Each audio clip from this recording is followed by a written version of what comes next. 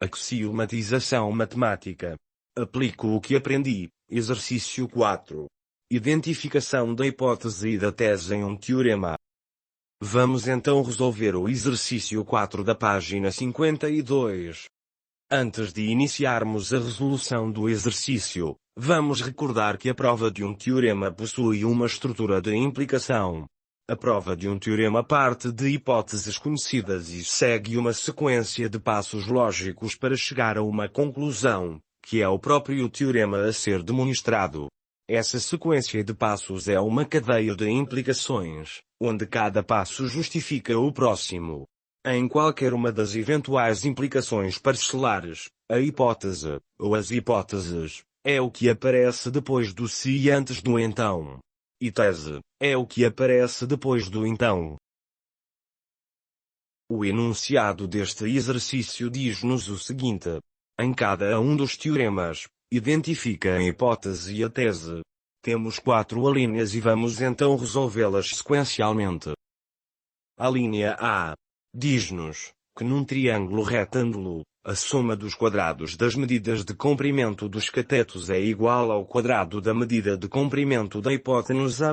O enunciado não nos indica uma estrutura da implicação, mas podemos explicitar o enunciado sob a forma de uma implicação, do seguinte modo. Se um triângulo ABC é retângulo, então a soma dos quadrados das medidas de comprimento dos catetos é igual ao quadrado da medida de comprimento da hipotenusa. A hipótese ou as hipóteses, é o que aparece depois do se e antes do então, ou seja, triângulo ABC retângulo. E tese, é o que aparece depois do então, ou seja, a soma dos quadrados das medidas de comprimento dos catetos é igual ao quadrado da medida de comprimento da hipotenusa. O conteúdo deste teorema, é o conhecido teorema de Pitágoras.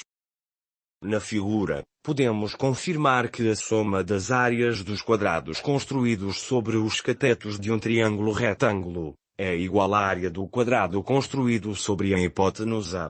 Reparemos que A ao quadrado é a área do quadrado de lado A, B ao quadrado é a área do quadrado de lado B, e C ao quadrado é a área do quadrado de lado C. A linha B diz-nos que a soma dos ângulos internos de um triângulo é igual a um ângulo raso. O enunciado não nos indica uma estrutura da implicação, mas podemos explicitar o enunciado sob a forma de uma implicação, do seguinte modo. Se ABC é um triângulo cujos ângulos internos são o A, B e o C, então a soma dos ângulos internos é igual a um ângulo raso, ou seja, um ângulo de amplitude igual a 180 graus. A hipótese ou as hipóteses, é o que aparece depois do se e antes do então, ou seja, ABC é um triângulo cujos ângulos internos são o A, B e o C. E tese, é o que aparece depois do então, ou seja, soma dos ângulos internos é igual a um ângulo raso. Na figura, podemos confirmar que a soma das amplitudes dos ângulos internos do triângulo é igual à amplitude de um ângulo raso. A equivalência dos ângulos tem por base os ângulos formados por duas retas paralelas cortadas por uma transversal. Neste caso, as retas paralelas são a reta R, e a reta definida pelos pontos B e C. A linha C diz-nos que se o produto de dois números é nulo, então um dos fatores é nulo. O enunciado indica-nos uma estrutura sob a forma de implicação. A hipótese ou as hipóteses, é o que aparece depois do se e antes do então, ou seja, o produto de dois números é nulo. E tese, é o que aparece depois do então, ou seja, um dos fatores é nulo. Este teorema é chamado de lei do anulamento do produto. Na figura, associamos o produto à área de um retângulo, que é calculada pelo produto do comprimento pela largura. Quando o comprimento é nulo, a área é nula porque deixamos de ter um retângulo e passamos a ter apenas o segmento de reta AD de comprimento igual à medida da largura.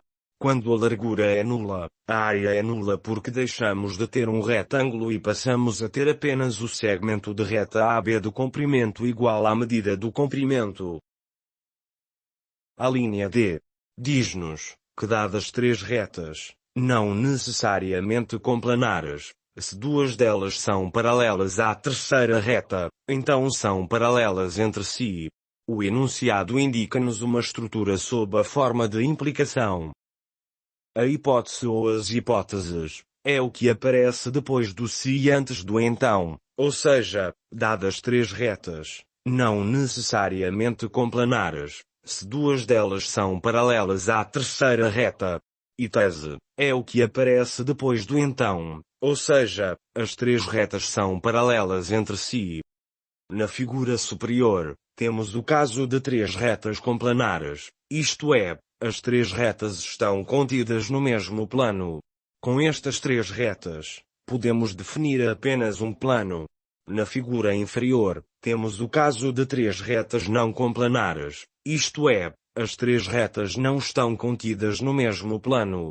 Com estas três retas, para além do plano definido pelas duas retas complanares, podemos definir mais dois planos.